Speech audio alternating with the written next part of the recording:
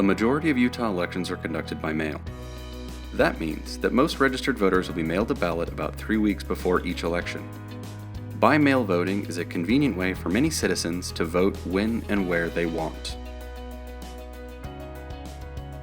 There are 3 ways to return your ballot. You can send it in the mail, drop it in a ballot drop box, or take it to a vote center. Vote centers are open on election day and during an early voting period.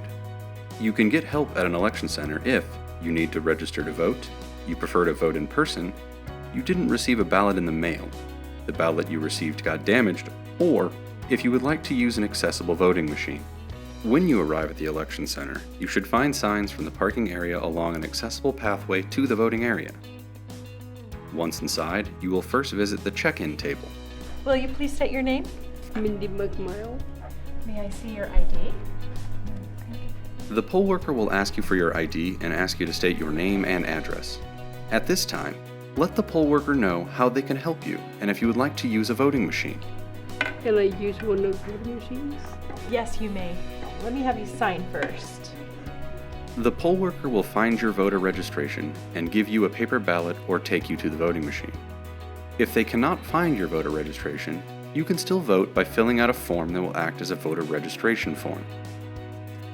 You have the right to vote privately and independently. For some people, voting machines are the best way to do that. They are useful for voters who have a difficult time reading or marking a paper ballot. If you choose to mark your paper ballot this way, the poll worker will help you get started, then leave you alone to vote privately. You can choose options such as larger font or change the contrast of the screen display. To mark your voting choices, just touch the box on the screen.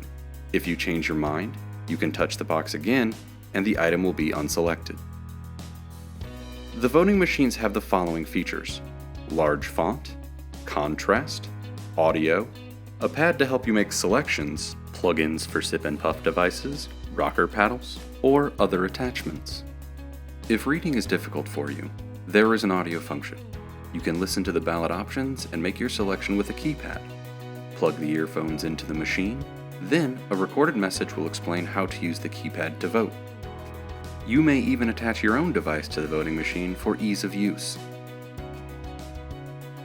Want help filling out your ballot? You can bring anyone you like with you.